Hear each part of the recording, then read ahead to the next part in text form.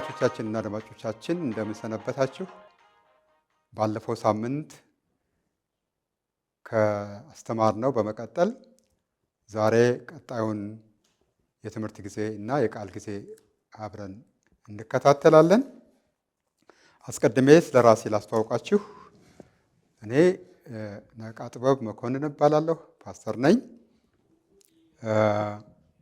በመስበክ በማስተማር የተለያዩ ችግር ላለባቸው ሰዎች በመጸለይ እንደገናም ደግሞ በጋብቻና በስነ ልቦና ጉዳዮች ላይ በማማከር እግዚአብሔርን አገለግላለሁ። ይህ ፕሮግራማችን እንግዲህ ከተጀመረ አሁን አንደኛው ሳምንት ነው። ሁለተኛው ሳምንት ፕሮግራማችን ነው ዛሬ የምንከታተለው።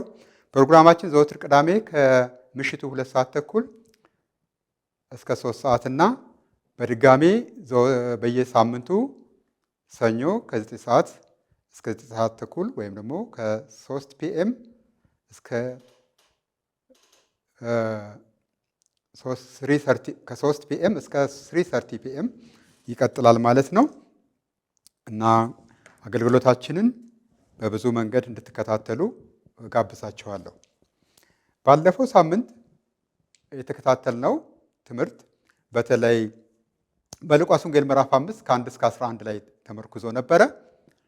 በዚህ ክፍል ላይ በተለይ ርዕሳችን ለተሰጠን ነገር ሳይሆን ለበለጠው ነገር ለእግዚአብሔር እንድንኖር ነበር የተማርነው። በዚህም መሰረት ኢየሱስ ክርስቶስ ወደ እነ ጴጥሮስ በመጣ ጊዜ ሌሊቱን ሁሉ አሳ ሲያጠምዱ አድረው ምንም ነገር ባጡበት ሰዓት ነበር ወደ እነሱ ጋር የደረሰው። ከቆመ በኋላ ወደ ጴጥሮስ ታንኳ ገብቶ ጴጥሮስን ወደ ጥልቁ እንዲቀዝፍ ጠየቀው።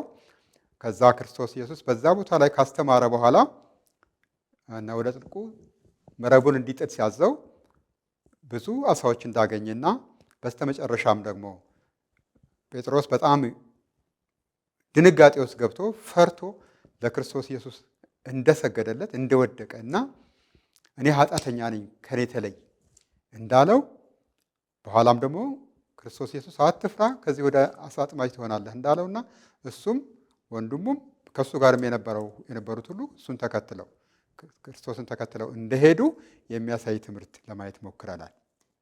በአጠቃላይ በዛ ትምህርት ውስጥ እንግዲህ ለተሰጠን ነገር መኖር እንደሌለብን፣ ሰጪውን ማክበር እንዳለብንና እሱ የሚለንን ደግሞ ታዘን ወደሚለን ተልእኮ መሄድ እንዳለብን ለማየት ሞክረናል። በዛሬው ዕለት የምናየው ክፍል በሁለተኛ ጴጥሮስ ምዕራፍ 1 ከ1 እስከ 11 ባለው ላይ ነው። ይሄ በሁለት ክፍል የምንመለከተው ነው። የመጀመሪያው ክፍል ከቁጥር 1 እስከ 6 ድረስ ባለው ላይ ዛሬ እንማማራለን።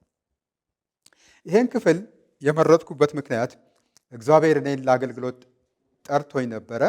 ለዚህን አገልግሎት እንዳገለግል በዚህ አገልግሎት ላይ የእግዚአብሔርን ስራ እንድሰራ ተናግሮኝ ነበር። ይህንን በግንቦት 5 2017 በእኛ አቆጣጠር በኢትዮጵያ አቆጣጠርና በፈረንጆች ሜይ 13 2025 እግዚአብሔር ተናግሮኝ ነበር መለኮታዊ ድምፅ በሚል። ይህን መለኮታዊ ድምፅ ከምን አንጻር ነው የማቀርበው ስለው እግዚአብሔር በሁለተኛ ጴጥሮስ ምዕራፍ 1 ከ1 እስከ 11 ያለውን ካሳየኝ በኋላ በተለይ ከ2 እስከ 3 ባለው ላይ ተመርኩዘ ይህንን ቲም በማድረግ እኔን በመስበክና በማስተማር በቴሌቪዥን ታገለግለኛለህ አለ። የሚገርማችሁ ነገር ከተናገረኝ በኋላ በጥቅምት ወር ይሄንን ማስተማር የሚችልበትን ድጋፍ ሊሰጠኝ አንድ ሰው ወሰነ ማለት ነው። እና ራሱ ነው የጠየቀኝ። ለምንድን ነው የቴሌቪዥን አገልግሎት የማታገለግለው አለኝ። በጥቅምት ወር ይሄ ጥቅምት 6 ቀን 2018 ነበር ይሄን ጥያቄ ያቀረበልኝ፣ ወይም በእኛ ኦክቶበር 16 2025። በዛ መሰረት እኔም ፈቃደኛ ሆኜ በዚህ በኤልሻዳይ ቴሌቪዥን ቀድሞም አገልግዬ ስለማቅ ስፍራ እንዳገኝ ጠየኳቸው። ይሄን ጊዜ ሰጡኝ። በይሄን ጊዜ መሰረት በማድረግ ካለፈው እንግዲህ የካቲት 14 ቀን ጀምሮ አገልግሎቱ ቀጥሏል ማለት ነው። ዛሬ ሁለተኛውን ክፍል ነው ዛሬ የምንማረው። ሁለተኛውን ክፍል በዚህ ጥሪ በተደረገበት ክፍል ላይ ተመርኩዘን ከእግዚአብሔር ቃል እንማራለን። ለዚህም እንግዲህ መነሻ እንዲሆን ሁለተኛ ጴጥሮስ ምዕራፍ 1 ከ1 ጀምሮ እስከ 11 ያለውን በተከታታይ የምንማረው ይሆናል። ዛሬ ከ1 ጀምሮ እስከ 6 ድረስ ያለውን አብረን እናያለን። የኢየሱስ ክርስቶስ ባሪያና ሐዋርያ የሆነ ስምዖን ጴጥሮስ በአምላካችንና በመድኃኒታችን በኢየሱስ ክርስቶስ ጽድቅ ካገኘነው ጋር የተካከለ የክብር እምነት ላገኙ የመለኮቱ ኃይል በገዛ ክብሩና በጎነቱ የጠራንን በማወቅ ለሕይወትና እግዚአብሔርን ለመምሰል የሚሆነውን ነገር ሁሉ ስለሰጠን በእግዚአብሔርና በጌታችን በኢየሱስ ክርስቶስ እውቀትና ጸጋ ሰላም ይብዛላችሁ። ስለ ክፉ ምኞት በዓለም ካለው ጥፋት አምልጣችሁ ከመለኮቱ ባሕሪ ተካፋዮች በተስፋ ቃል እንድትሆኑ በእነዚያ ክብርና በጎነት የተከበረና እጅግ ታላቅ የሆነ ተስፋን ሰጠን። ስለዚህ ምክንያት ትጋትን ሁሉ እያሳያችሁ በእምነታችሁ በጎነትን ጨምሩ፣ በበጎነትን እውቀትን፣ በእውቀትም ራስን መግዛት ጨምሩ በሚለው ላይ ዛሬ እንነጋገራለን። በአጠቃላይ 7 ጨምሩ የሚላቸው ነገሮች አሉ። ዛሬ እምነትንና ጨምሩ የሚላቸውን 3ቱን ነገሮች አብረን ከእግዚአብሔር ቃል እንማራለን። ቀሪዎቹን 4ቱን ደግሞ በሚቀጥለው ሳምንት ፕሮግራማችን ላይ አብረን እናያቸዋለን ማለት ነው። ከዛ በፊት ዋናው ርዕሱ አጠቃላይ ርዕሱ ከ1 እስከ 11 ያለው መለኮታዊ ሕይወትና መገለጫዎቹ በሚል ነው የወሰድኩት። መለኮታዊ ሕይወትና መገለጫዎቹ። በዛን ጊዜ ጴጥሮስ ይህን በጻፈበት ጊዜ ሐሰተኛ አስተማሪዎች ነበሩ። ስጋዊና መንፈሳዊ ነገሮችን እየቀላቀሉ ከክፉ ሰዎች የሚሆኑ ትምህርቶችን ይሰጡ ነበር። ስጋዊውና መንፈሳዊውን ነገር ይቀላቅላሉ። ክርስቲያኖች ወደ ስህተት ትምህርት እንዲገቡ የሚያስችላቸውን ነገር ይሰራሉ፣ ያደርጋሉ። መለኮታዊ የሆነውን ነገር እንደምንም ነገር እየቆጠሩ በማይገባ አስተምሮ ሰዎችን ያጠምዱ ነበር። የዘመኑ አስተማሪዎች ክርስቶስ እንደገና አይመለስም፣ የክርስቶስን ምጽአት ይክዳሉ። መካድ ብቻ አይደለም፣ ሰው የፈለገውን ኃጢአት ቢሰራ አንድ ጊዜ ካመነ በኋላ በቃ ይጸድቃል የሚል አይነት ትምህርት ያስተምራሉ፣ ይናገራሉ። ይሄንን የተመለከተው ሐዋርያው ጴጥሮስ የዕድሜው መጨረሻ አካባቢ ነው፣ ወደ 95 ዓመተ ምህረት አካባቢ እንደሆነ ይነገራል። የአገልግሎቱ ፍጻሜ አካባቢ ነው። ይሄንን ቁጥር 14 ላይ እና 15 ላይ ልታነቡ ትችላላችሁ። በዚሁ ምዕራፍ ላይ አገልግሎቱን መፈጸሚያው ጊዜ ላይ ነው ይሄንን መልእክት ጻፈ ማለት ነው። የመልእክቱ ባለቤቶች እንግዲህ በዛን ዘመን የነበሩት በክርስቶስ ኢየሱስ ያመኑ ቅዱሳኖች ወይም ደግሞ ክርስቲያኖች ናቸው ማለት ነው። ስለሆነም ከመለኮት የሆነ ክርስቲያናዊ ሕይወት ነው እንዲኖራቸው የሚነግራቸው። ክርስቲያናዊ ስነ ምግባር እንዲኖራቸው ነው ሐዋርያው ጳውሎስ ማስተማር የጀመረው። እንደፈለጉ መኖር የሚቻልበት ነገር እንደሌለ ነው እያሳያቸው የነበረው። በጣም ደስ የሚል ነገር ነው።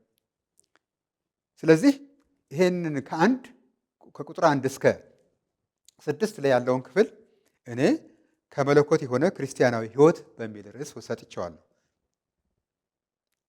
በአጠቃላይ ከ1 እስከ 11 ያለውን ቅድም እንደነገርኳችሁ የመለኮታዊ ሕይወትና መገለጫዎቹ ብያቸዋለሁ። እዚህ ግን ከ1 እስከ 6 ላይ ያለውን ከመለኮት የሆነ ክርስቲያናዊ ሕይወት ብዬ ገልጬዋለሁ ርዕሱ። ስለዚህ ወደ ክርስቲያናዊ ሕይወት ወደ ትክክለኛ ክርስቲያናዊ ሕይወት ለመድረስ ወይም ለመግባት ምንድን ነው ከቅዱሳኖች የሚጠበቀው? ምንድን ነው መለኮታዊ ሕይወት ሲባል? መለኮታዊነትስ ምንድን ነው? እምነትስ ምንድን ነው? ከእምነት ጋር የተያያዘ ነገር አስቀድመን ስለዚህ ነገር እንማራለን ማለት ነው። መለኮታዊ የሆኑ ነገሮች በምን የሚገለጡ ናቸው? መለኮት በራሱ ምንድን ነው? የመለኮታዊ ሕይወት የከበሩ ተስፋዎችስ ምንድን ናቸው? እነኛን ለማየት አስቀድመን እንሞክራለን። በመጀመሪያ ደረጃ እምነታችን ላይ ፎከስ እንድናደርግ ያስፈልጋል። በመጀመሪያ የሁሉ ነገር መነሻው እዚህ ክፍል ላይ ያለው እምነት ነው። ቅድም እንዳነበብኩላችሁ እምነት ነው። ምን ብሎታል? እንደውም ምን ብሎታል? በአምላካችንና በመድኃኒታችን በኢየሱስ ክርስቶስ ጽድቅ ካገኘነው ጋር የተካከለ የክብር እምነት ላገኛችሁ ይላል። የክብር እምነት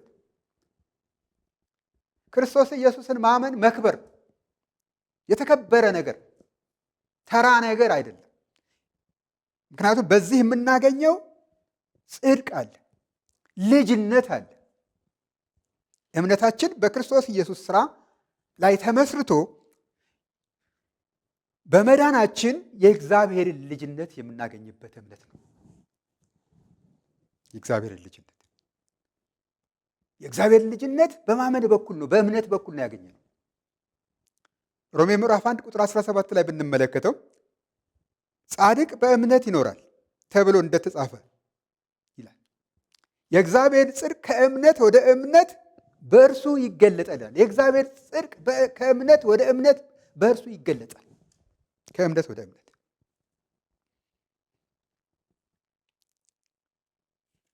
በጣም ደስ የሚል ነገር ነው።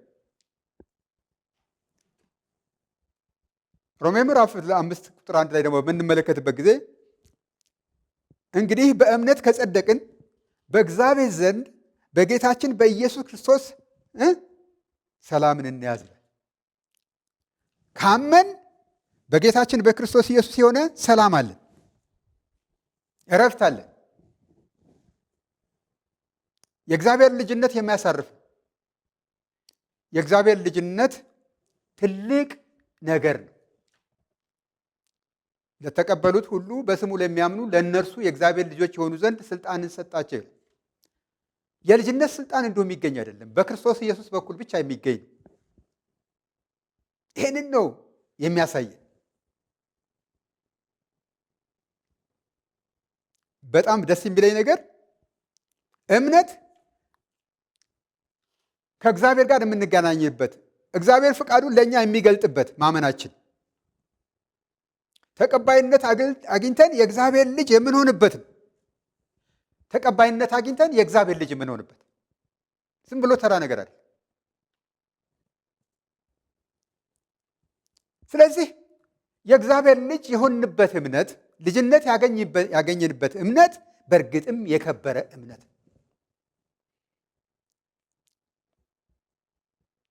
ይህ በእውቀታችን የሆነ ነገር አይደለም።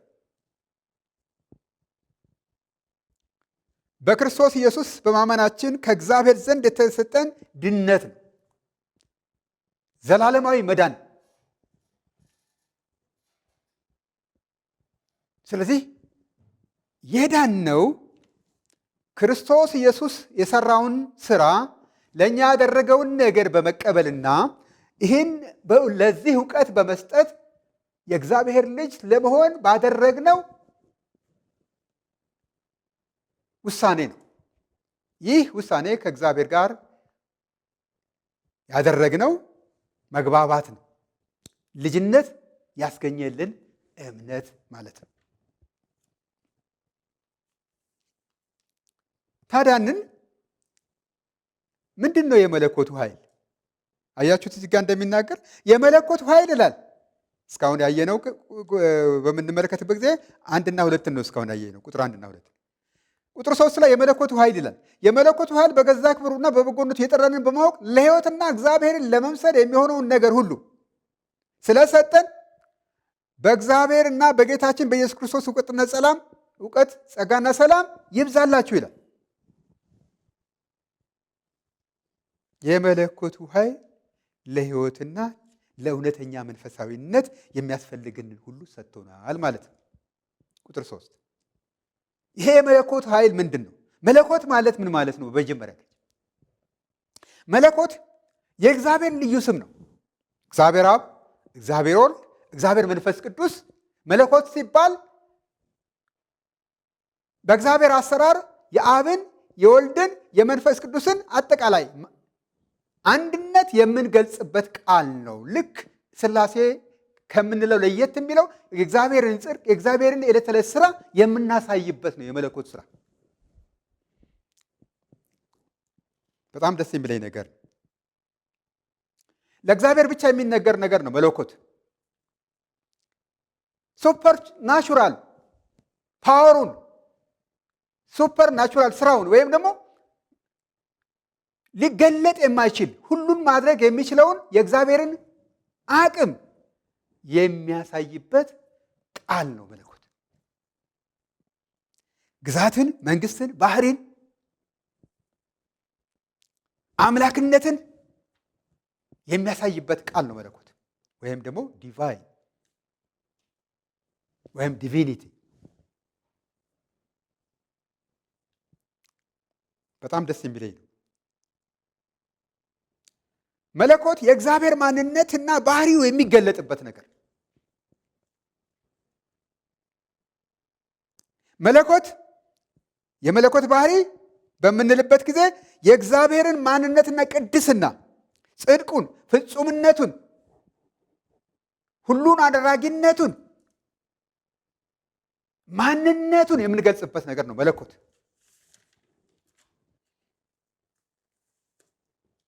የመለኮቱ ኃይልስ ምንድን ነው? መለኮት ብለናል። የመለኮቱ ኃይል ብለናል። የመለኮቱ ኃይል ትርጉም በግሪኩ ቋንቋ ዱናሚስ የሚለውን ዱናሚስ የሚልና ሌላ ደግሞ ትርጉም ያለው በኋላ እናየዋለን። ተለዋዋጭ ኃይል። እግዚአብሔር ተለዋዋጭ ኃይል አለ። በሁሉ ነገር ላይ የሚያሳየው ነገር አለ። የሚገልጥልን ነገር አለ። የሚገለጥበት ነገር አለ። ዲቫይን ፓወር ቲያ ዳይናሚስ ይባላል በግሪኩ። ቴዎስ መለኮት ነው። ይህ ማለት እንግዲህ እግዚአብሔር ላማኙ የሚሰጠው ከተፈጥሮ ስጦታ ውጭ የሆነ ከእግዚአብሔር ብቻ የሚሰጥ መንፈሳዊ የሆነ ኃይል ነው። ማድረግ የሚያስችል፣ መስራት የሚያስችል፣ ማከናወን የሚያስችል ኃይል። ሱፐር ናቹራል ፓወር ማለት ነው በእንግሊዝኛው። በሰው አቅምና ችሎታ የሚከናወን ሳይሆን በእግዚአብሔር ሰጭነት በሰው ውስጥ የሚከናወን። እግዚአብሔር ራሱ የሚያከናውነው ነገር አለ። በሰው የማይገመቱ በሰው የማይታዩ ብዙ ታምራትና ድንቆች በቤተክርስቲያን አካባቢ አሁን በአገልጋዮች በኩል ስታዩ ያንን ሰጪው መንፈስ ቅዱስ ነው። ይሄ እግዚአብሔር ዲቫይን ፓወር ነው የሰጠው በመንፈስ ቅዱስ በኩል። ይሄ ዲቫይን ወይም ደግሞ መለኮት የሚገለጠው ለማን ነው ብለያቸዋለሁ? ለአብ፣ ለወልድ፣ ለመንፈስ ቅዱስ ነው። ለብቻው ለአብ አይደለም፣ ለብቻው ለወልድ አይደለም፣ ለብቻው ለመንፈስ ቅዱስ፣ ለአብ፣ ለወልድ፣ ለመንፈስ ቅዱስ ነው። እንደውም ስለ ሥላሴ ስናስተምር በመለኮት አንድ ናቸው እንላለን። በስልጣን፣ በአገዛዝ፣ በክብር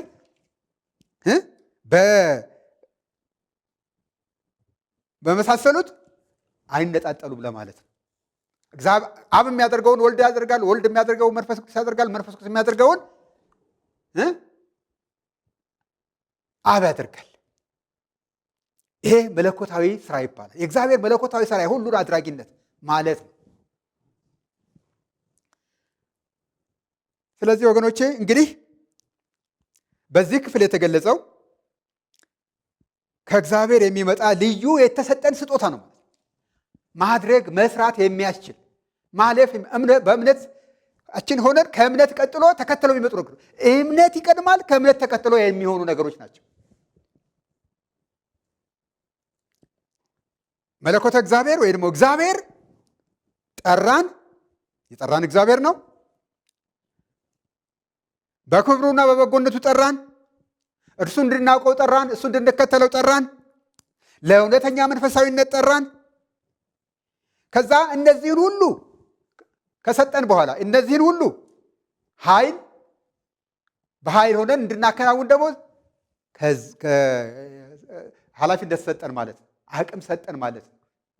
ኃይል ሰጠን ማለት ነው። ስለዚህ የመለኮቱ ኃይል በምንመለከትበት ጊዜ ልጅነት እንድናገኝ አድርጎናል በእምነት በኩል። ከዛም ደግሞ በፈተና ድል አድራጊ ሆነ እንድንሄድ አስችሎናል ማለት ነው። ልብ አድርጉ። አሁን አንድ ይሄ ዲቫይን ፓወር ወይም ይሄ መለኮት እምነትን ሰጠ። በማመን በኩል ደግሞ የምናገኘውን ነገር ሁሉ አሳየን። ከዛም ደግሞ አምነን በምንኖረው ኑሮና ህይወት ውስጥ አገልግሎት ውስጥ ድል አድራጊ እንድንሆን እግዚአብሔራዊ የሆነ ኃይል በእኛ ውስጥ እያለፈ ድል አድራጊ የሆነ እንድንሄድ ረዳን ማለት ይረዳናል ማለት ነው። የጌታ ስም የተመሰገነ ይሁን። በጣም የሚገርም ነገር ነው። ስለዚህ የመለኮቱ ኃይል በምንልበት ጊዜ እንግዲህ ከዓለም አስተሳሰብ አውጥቶን ዓለም ሊረዳው እና ሊገነዘበው በማይችል እግዚአብሔር ግን ለእኛ በሆነው ባስቻለን ነገር ብዙ ድንቆችና ታምራቶች አድርገን በእምነት የምንጓዘንበትን ሕይወት እንድናገኝ የሚያግዘን ወይም የሚረዳን ነው ማለት ነው መለኮታዊ ኃይል። ስለዚህ በመጀመሪያ ደረጃ እንግዲህ መለኮታዊ ኃይል ምንድን ነው የሰጠን? እምነት ነው። በመለኮታዊ ኃይል በኩል ያገኘነው ምንድን ነው? እግዚአብሔርን ማመን ነው። እምነት ነው። እምነት በራሱ ስጦታ እግዚአብሔርን ያመንበት እምነት።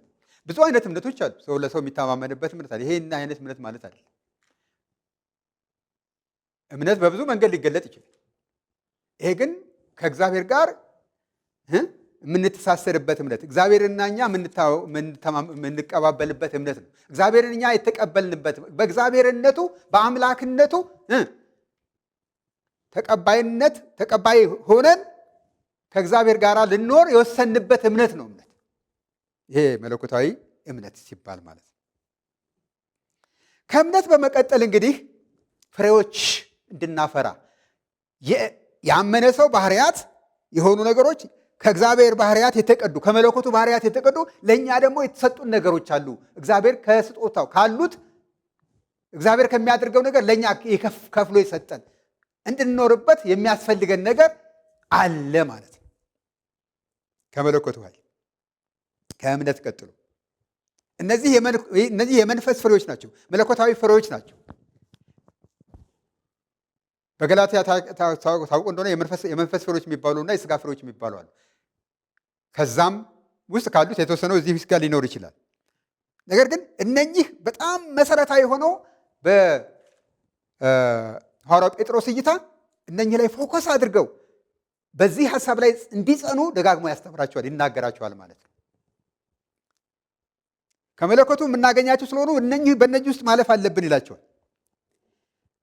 በእምነት ያደገ ሰው እነኚህ ፍሬዎች ሊኖሩት ይገባል እያለ ያስተምራቸዋል። እነዚህ ዛሬ መለኮትና የመለኮቱ ኃይል ከተረዳን በኋላ ከመለኮቱ ኃይል ወይ ደግሞ ከመለኮት ያገኘነውን የመንፈስ ፍሬዎች ከመንፈስ ቅዱስ የሆኑ ፍሬዎች ከመለኮቱ ኃይል የመጡልን ፍሬዎች እናያለን ማለት ነው። በመጀመሪያ ደረጃ ምን ይላል? በእምነታችሁ ላይ ይላል። ተመልከቱ፣ ላንብብላችሁ። ከመለኮት ባህሪ ተካፋዮች ቁጥር 4 ጀምሮ በዓለም ካለው ጥፋት አምልጣችሁ ከመለኮቱ ባህሪ ተካፋዮች በተስፋ ቃል እንድትሆኑ በነዛ ክብርና በጎነት የተከበረና እጅግ ታላቅ የሆነ ተስፋን ሰጠን ካለ በኋላ ስለዚህም ምክንያት ትጋትን ሁሉ እያሳያችሁ በእምነታችሁ ላይ በጎነትን ጨምሩ ይላል። በእምነታችሁ ላይ ምንን ጨምሩ? በጎነት። ምንድን ነው በጎነት? በጎነት በምንመለከትበት ጊዜ ራሱ በጎነት በሰዎች ውስጥ ሲገለጥ፣ በአማኞች ውስጥ ሲገለጥ የአማኙን ከፍታ ነው የሚያሳየው። መልካም የሆነ ስነ ምግባር ነው በጎነት። በጎነት ቅን ሐሳቢነት ነው። ንግግራችን መልካም ይሆናል፣ አመለካከታችን መልካም ይሆናል። ለሰዎች ሁሉ በጎ ነገርን፣ የተሻለ ነገርን እናስባለን፣ እናደርጋለን። ያለንን ችሎታ ሁሉ ለሰው ፍጡር በሚጠቅም መልክ ስራ ላይ እናውለዋለን። በጎ ሰው አይኮፈስም፣ አይኮራም። መልካም ነገሮችን ሁሉ ለሰዎች ያደርጋል። በጎነት ያንን የሚያመለክት ነው ማለት ነው። ሁለተኛ በበጎነት ላይ እውቀትን ጨምሩ ይላል። እውቀት ምንድን ነው? እግዚአብሔርን ማወቅ የመጀመሪያ እውቀት። እግዚአብሔርን እንደ እግዚአብሔርነቱ ማወቅ። የጥበብ መጀመሪያ እግዚአብሔርን መፍራት ነው አይደለም የሚለው? እግዚአብሔርን ማወቅ የመጀመሪያ ትልቅ እውቀት፣ ትልቅ ጥበብ ነው። ቅንነት ያለበት እውቀት፣ ስህተትን የሚያስለይ እውቀት፣ ከእግዚአብሔር ጋር የሚያጣብቅ እውቀት በጣም ነው። ሆሴዕ ምዕራፍ 6 ላይ ምንድን ነው የሚለው? ሕዝቤ እውቀት ከማጣቱ የተነሳ ጠፍቷል። ስለዚህ እውቀታችን እግዚአብሔራዊ ያልሆነ እውቀት ነው። እንግዲህ እግዚአብሔር ያልሆነ እውቀት ብዙ ሰዎች አላቸው። ከዛ የወጣ ማለታችን ነው። እግዚአብሔርን በትክክል የሚያሳይ እንደ እግዚአብሔር ፍቃድ የሚያስኬድ እውቀት ማለት ነው።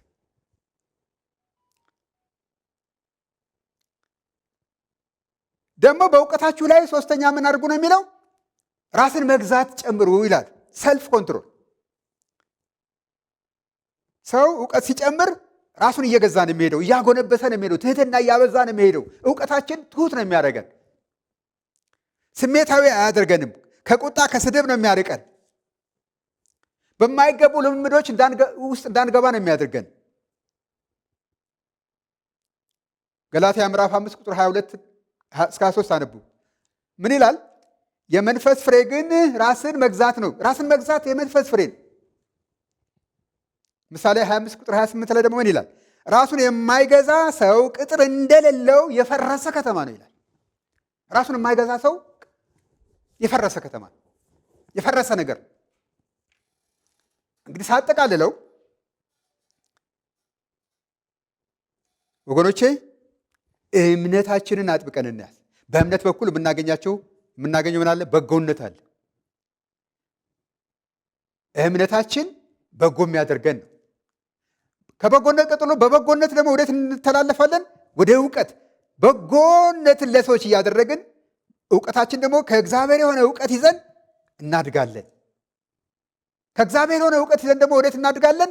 ራስን ወደ መግዛት። ራስን በመግዛት መለኮታዊ የሆነውን የእግዚአብሔርን ስራ በእኛ ሆኖ እግዚአብሔር እንዲሰራ ራሳችንን ለእግዚአብሔር እንሰጣለን፣ እንፈቅድለታለን። እግዚአብሔር በእኛ ላይ ያንን የወደደውን ይሰራል። ስለዚህ ወገኖቼ በተለያየ ነገሮች ውስጥ እንዳንያዝ ያስፈልጋል። ዛሬ የምነግራችሁ ነገር ለማጠቃለል ያክል ምንድን ነው ወገኖቼ? በመለኮታዊ ሕይወት ኢየሱስ ክርስቶስን በማመን የምናገኘው ነው። ክርስቶስ ኢየሱስን ካገኘን በኋላ በእኛ ውስጥ ሊፈሩ የሚገባቸው ፍሬዎች አሉ። ዛሬ ያየናቸው ከእምነት ቀጥሎ በጎነትን፣ እንደገናም ደግሞ እውቀትን፣ እንደገና ራስን መግዛትን ነው ማለት ነው። ራሳችንን እየገዛን የእግዚአብሔር ኃይል በእኛ ውስጥ የሚያደርገውን ነገር እንደወደደ እንዲያደርግ እንፍቀድለት። እግዚአብሔር በእኛ ይሰራል። እግዚአብሔር በእኛ በሚሰራው ነገር ዓለም ትቀየራለች፣ ምድር ትቀየራለች። የእግዚአብሔር ፓወር፣ የእግዚአብሔር ኃይል በእኛ እንደሚሰራ በምድር ሁሉ ይገለጻል። በዛ ምክንያት የእግዚአብሔር መንግሥት ስራ ይሰፋል። በነገር ሁሉ እግዚአብሔር ይባርካችሁ። እንጸልያለን። ጌታ ሆይ እናመሰግናለን ስለሰጠህን ስለዚህ ጊዜ ተመስገን። ዕለት ዕለት የሚያስተምረን መንፈስ ከኛ ጋር እንዲሆን እንለምናለን። ጌታ ሆይ በብዙ አስተማርከን፣ ተመስገን። በሕይወት ዘመናችን ሁሉ በሐሳብና በፈቃድ ላይ እንድንኖር እርዳን። ስለነበረን ጊዜ ሁሉ ተመስገን። በኢየሱስ ክርስቶስ ስም አሜን። ሰላም ሁኑ።